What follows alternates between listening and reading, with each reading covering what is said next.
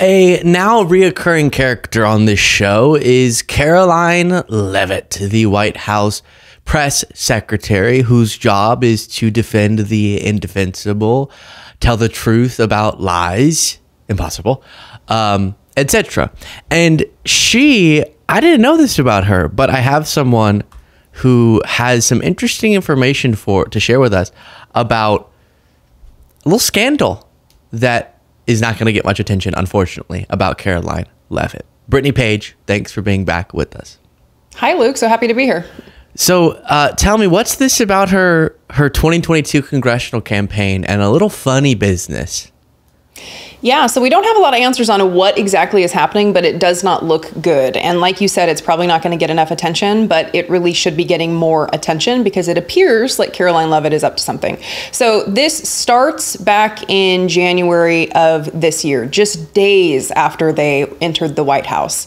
And Notice came out with some reporting that Trump's White House press secretary reveals her failed campaign spent $200,000 in illicit contributions.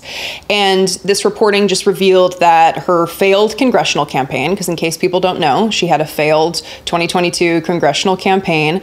After she took the White House, she amended every FEC filing that her campaign had ever made to reveal that she failed to disclose hundreds of thousands of dollars in excessive contributions that she never paid back in violation of the law. Now, how surprising is that, right? Because there's law and order. We're super concerned about the law and order, making sure that everything's above board, doing things the right way, right? I mean, that's what this White House is about. My faith in humanity. If the Trump White House is corrupt, then what do I do?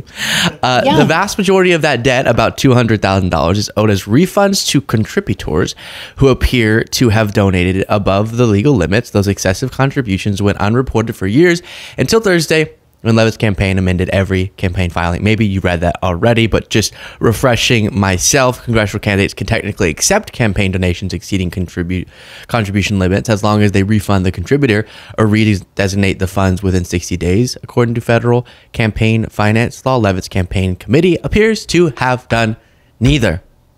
You know, Brittany, these congressional campaigns can really, it's like they don't even, I'm assuming she failed miserably. I don't know why. I'm just assuming that, but maybe she came close to winning in the primary. But this sort of, you run a campaign, it doesn't even seem like you think there's a chance you're going to win. And then you don't even come close, but it's just a few month period for you to have a slush fund of cash to do whatever with.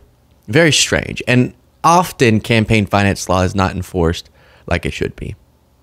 Well, and so that's where we get to the updates now, because that initial reporting was in January. So now there's a few new details. And this is from Roger Solenberger, formerly of the Daily Beast. I don't think he's officially with another outlet. I think he's just an independent political reporter now. But he posted on Twitter, Karoline Leavitt's failed 2022 campaign is still reporting hundreds of thousands of dollars in debt, much of it inexplicable. She refunded her mom for some reason and an entity called EMJ Holdings that didn't donate to her and doesn't have an address. So the main issue here being, right, there's several questions. Like, why is she paying people who don't actually need refunds, right? Because they didn't give to her, like this company that doesn't have an address.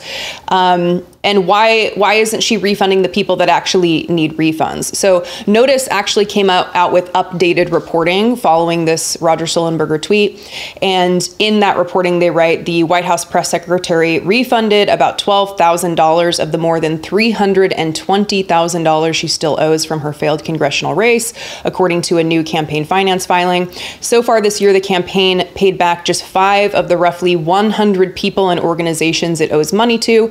But among the few people Leavitt did refund, she paid her parents, and she paid her husband, and she paid this company that didn't even donate to her campaign. So she's paying her family members money, and she's paying this company that didn't even donate to her campaign. What is happening here? Care Bear. What's happening?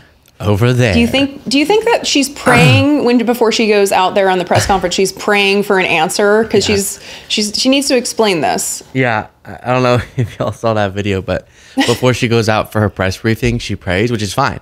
But then it makes you wonder, what is she praying to? Like, what? Dear Lord, please let me lie really, really, really well. I don't know why sometimes I'll just start speaking a little bit in Trump's voice. Please let me lie a little bit well. Even though it's not they're him. all kind of mini Trump figures at this point, right? Yeah. Yeah. And you know what this story kind of reminded me of? I will plug in the clip in just a second here, but some MAGA candidate was running for Senate and went on friend of the show, David Pakman's show, and tried to defend his campaign spending money at a strip club. He was a reminder of that. That's when he asked David if he had ever gone to a strip club, right? You'll see that. You brought up strip clubs. It was recently revealed you spent campaign donations at a strip club. Is that true? That's not true. Okay. It's been sourced very well by the Daily Beast. Where'd they get this information? The Daily Beast, first of all, the Daily Beast is not a good source. That's number one. But number two, it wasn't well sourced even in that article at all. It was a reference to a campaign filing with the FEC that was not done properly. Who didn't do the filing properly? Whoever was in charge of the filing. And who was that? Well, there were a number of people, I would assume, who were in charge of getting that accounting done, but it wasn't. You don't know who the people are doing your accounting? Oh, yeah, I know exactly. Yeah, I know who they are. Do you want me to list the entire list of people who worked on it? Yeah. So you have time for me to go through a list of people who worked on the filing, but you don't have time to talk about the details of the political issues you want to discuss? Well, how many people is it? Give me a break. Who do you people think you're fooling? I don't think we're fooling anybody. Who do you people think you're fooling? So the people who prepared I answered your question. The reports. I answered the question. I'm trying to understand it, Royce. The people who prepared the reports. The answer is no. The answer to your question is no. I haven't even asked the question yet. You did. You asked, did I spend campaign finance money on strippers? And you responded, and now I want to ask a follow-up. Okay. Your claim is there were filings which said you spent campaign funds at a strip club, but they were incorrect filings. No, they didn't say that I spent the funds at a strip club. Or no, let's say they didn't say that I spent the funds on strippers. But it was spent at a strip club. Well, strip club they sell food at the strip club, don't they? So you've spent the money on food at a strip club. Is that more accurate? You seem to be very unfamiliar with strippers and strip clubs and drag strip shows. So I'll inform you, maybe you aren't informed, that they do have food at strip clubs. So what you're saying is the money was spent at a strip club. No, wait, did you know that though? Did you know that? I know strip clubs have restaurants. Have you ever been to a strip club? One time. Did you like the food? No. You got to go to better strip clubs then. Okay. But so what you're saying is you did spend the money at strip clubs, but on food. Is that right? Well, I'm not saying that I spent the money. I'm saying that there was a filing on my FEC report that shouldn't have been there and potentially should have been reimbursed by somebody who may have been at the strip club, but that there is food at the strip club. So to say it was spent on strippers is not based on factual evidence. I didn't say that. Especially not from the day you did. I said it's strip club, not strippers. No, well, okay. Well, which that's is the what's same thing you're implied saying, by right? the Daily Beast. It's the same thing you're saying, right? So we agree. But that's what's been implied by the Daily Beast and other people as well. Money was spent at a strip club by someone else in your campaign on that's food. That's what's been implied by the Daily Beast and other mainstream media outlets as well. And what's the truth? I just told you. Someone else bought food at a strip club with campaign funds. No, I told you about the FEC filing. You seem to have a lot of time for this one. Well, it's because you're so obviously lying. So, yeah, it's really upsetting to know, and I think, part of the reason you're bringing this up is for this reason, that there's just too many things going on that whatever funny business is going on, whatever fishiness is happening, it's not going to get any attention. And also, it would have to be Pam Bondi's DOJ to look into this, and that's not happening. Yeah, I mean, it would be pardons. It would be no investigation begins anyway. I mean, that's the unfortunate thing here. And I think that's why when this original notice reporting came out in January, it was just days after she became press secretary, after they came into the White House. I mean, they entered the White House January 20th. The reporting came out that she had updated her FEC filings on January 23rd. So it's almost like hey guys, we have the cover of the White House. We have cover of the Trump administration. Now it's time for us to update these filings. We don't really need to worry about this because there's a 5-alarm fire every hour happening, and there's no way that this is going to rise to the top of the headlines just with everything that has to be reported.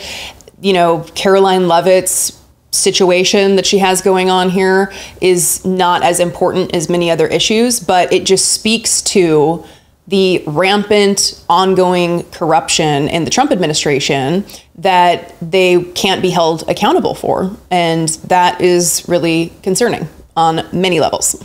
Yeah. And I cannot even imagine all of the little things. Like, there's all these small ethical rules and then different laws that members of obviously here we're talking about a candidate for a political campaign, but even just all the members of the Trump administration and being an official in the government that you're supposed to abide by, and that I guess you would fear you'd get punished if you broke these rules. But now it's just, I mean, Trump's blatantly violating Supreme Court orders and doing whatever the hell he wants. And so why would some underling follow an ethics rule about this, that, or the other thing? It's really sad. And I do think it's going to undermine, even long past the Trump administration, the dedication people have to those institutional guardrails and norms. Brittany, where can people support your work? Yeah, you can find me right here on YouTube, Brittany Page. I host The Page Perspective, where I talk a lot about public policy, politics, psychology, things in my wheelhouse. So I would love for you to check me out there, and you can check out the link below.